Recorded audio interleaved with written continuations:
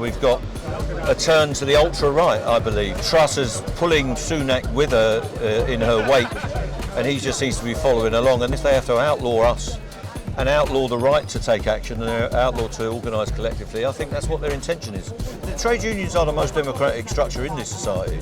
There are still 8 million people in the trade union movement, and they are all democratically formulated. And what they're trying to do is make it impossible for us to organise and take us back to even beyond Victorian times, perhaps, back to medieval times, which may be where this Truss has emerged from. I don't know.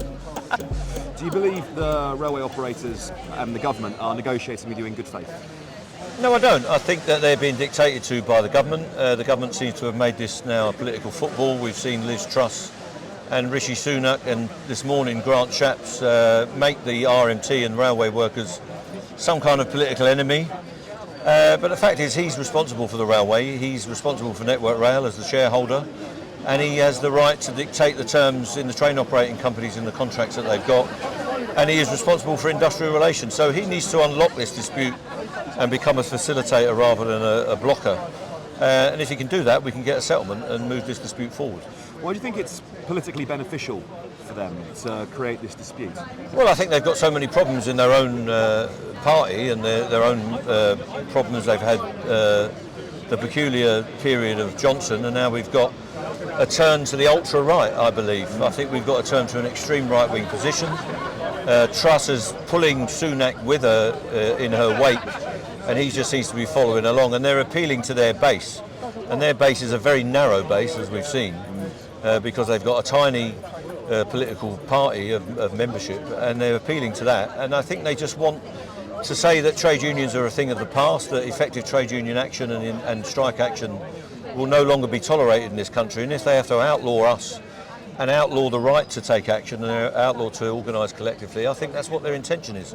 We'll have to see how they get on with that on the streets, in Parliament, and in campaigning, but we're determined to fight that, and we think we'll get a response from working people all around the country. Well, Sunak and Truss both said in that Tory leadership debate, didn't they? They were asked, would you outlaw striking on essential services? And they both said yes, immediately. Yeah, and it's not just that. They're going to make the threshold so high that it would be impossible almost to get these lawful ballots. And if they put that in for local councillors or even MPs, if every MP had to get 50% of the vote, on a 50% turnout, we'd have about 100 people in Parliament, which might be a good thing, by the way, but there wouldn't be any councils sitting in this country. And it's an attack on democracy. The trade unions are the most democratic structure in this society. There are still 8 million people in the trade union movement, and they are all democratically formulated. And what they're trying to do is make it impossible for us to organise and take us back to even beyond Victorian times, perhaps, back to medieval times, which may be where this Truss has emerged from. I don't know. Obviously, this strike today is about railway workers, and it's about their rights and their working conditions. But as you've just mentioned, there's a broader movement here. There's a broader trade union movement here. Yeah. What do you see as the role of the trade unions in modern Britain? Well, the role of the trade unions has got to be to go back into working class communities and put the values that we stood for, the values of community, solidarity, collective action, and the ability to fight and the ability to learn how to campaign and articulate yourself. All of those are important strands of what trade unions stand for. And then it's to move it forward into effective campaigning, political campaigning and industrial campaigning, making wins for working people so that they win their small campaigns and win bigger campaigns, and then turn that into political and societal change. That sounds like a big agenda, but it starts by being rooted back in those communities, and it starts with fighting for pay and conditions. If you can fight on pay and conditions, you can move on to the bigger agenda about changing our society for the better. So we've got to do that. I think there is a sign now that the trade unions are prepared to do it. We've got to get a bit of dynamism, we've got to get a bit of profile in working class communities and win back the red wall, which is now the blue wall, not just to the Labour Party but to trade union values, so that it's rooted amongst working people as an everyday experience. Being in a trade union is a good and positive thing. So that's our role, to win back our people to our values. Talking about working class communities, you're talking about solidarity, and talking to Eddie, and I've heard you say elsewhere, talking about redistribution of wealth as well. Yes. Do you think Keir Starmer's Labour Party stands for those same things? Well, we're going to find out. He's prevaricating and he's avoiding the question. We've been saying very clearly over the past couple of months that what this dispute is really about is the redistribution of wealth, and it's about the polarisation of power and wealth in this society.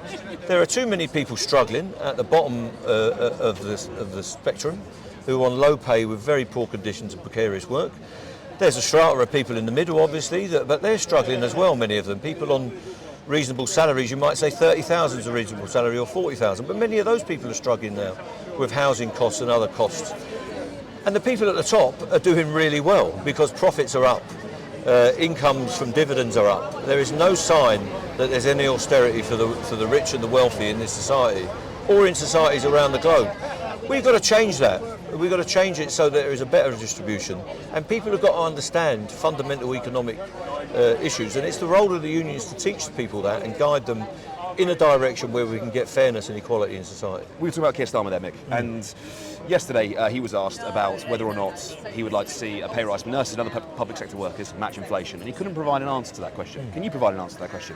I can provide an answer to that question. I can provide an answer to Keir Starmer. He's got to ride this wave of solidarity that we're getting. He's got to join into working people's experience, not just their experience of being in dispute, but their everyday experience, and show he recognises that. And the answer is simple.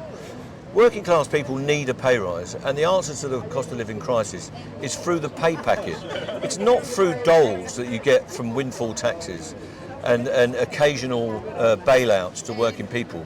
It's the pay packet, permanent increases in people's spending power through wages.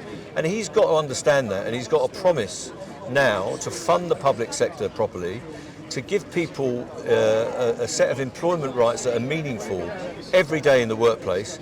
He's got to unshackle the unions, and he's got to give us the ability to negotiate freely for the deal that working class people need off corporate Britain and off the government.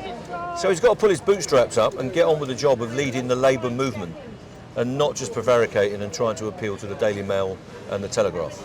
I mean, as someone with progressive politics, I see the likes of yourself, I see the likes of Eddie going out and articulating these arguments, making the case for redistribution of wealth, making the case for a progressive politics. Those are the politics that you have. I find it frustrating. Do you find it frustrating that you are the people sort of being the message carriers for this rather than the Labour front bench? I found it extremely... I'm not a professional politician, so it's frustrating. The people that are paid to do this job, that working class people put into these positions and the Labour Party put into it, have got to articulate values. So values come first, permanent values that we can stand up for. Council housing, properly funded services, public ownership as a principle, not just a convenience or a temporary policy. And then policies follow after you express your values. And what Starmer has got to do is find a way to articulate his values and then turn that into policies which suit the needs of the day. And that will suit the election, and it will suit the mid-term when he gets elected, which hopefully he will, and then it will take him into the next election after that if he can win power more permanently.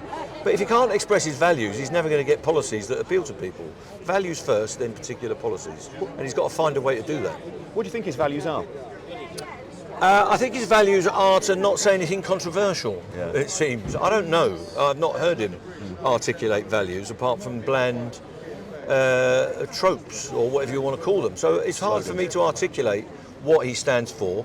But worse than that, it's hard for people in Rotherham and Barnsley and Glasgow and South Wales and Hackney or wherever else he's appealing to understand what his values are and what he will deliver when he gets into power.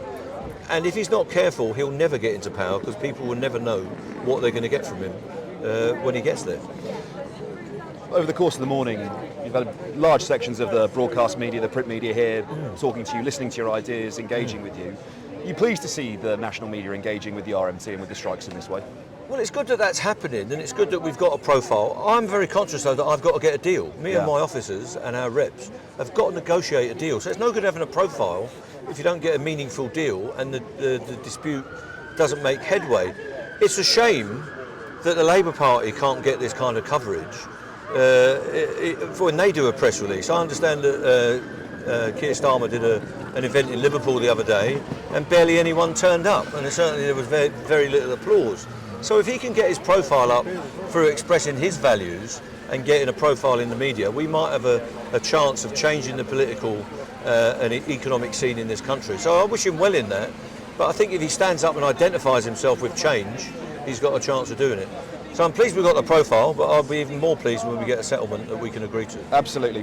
What's your view of the way the media have framed this industrial action? Because I know in the past it's sort of an inconvenience to workers trying to get into wherever, or other trade unions being greedy by asking for a pay rise. What's your view of the way you've been framed in the media? Well, I think they framed it in one way, that we were hopeless, we were going to get no support, that we were just a bunch of moronic militants. But I think that lens has changed now, and I think the timing has been good because many people are ready for change, and many workers. And let's not forget, we've got full employment. It's a really peculiar economy. We've got full employment and falling real wages. So people have got less money in their pocket, even though they're working in full-time jobs. So it's been timely in the sense that it's chiming and is in sync with what a lot of people have experienced. So the media in some ways have had to concede that we've had a lot of support. They've seen the support we've been getting on the picket lines and on social media. So they've changed that a bit. Hopefully they'll bring the government and the powers that be more to task and scrutinise what they're doing and not just keep swallowing the propaganda. There's still a fair bit of that, but we are getting a better shake than we may have got 2 years ago, for instance, when we would have just been seen as some kind of public enemy. But I don't think we are. I think we're on the side of the workers and we're getting a lot of support. You're right, there's the context here. It's not just about union members, it's not just about railway workers. There's a broader societal context to this. Yeah, it's about equality. It's about getting a fair shake. Anyway, I've run out now. I'm going to finish. Good. Thank you, Mick. Good luck to all your readers, or whatever they're called.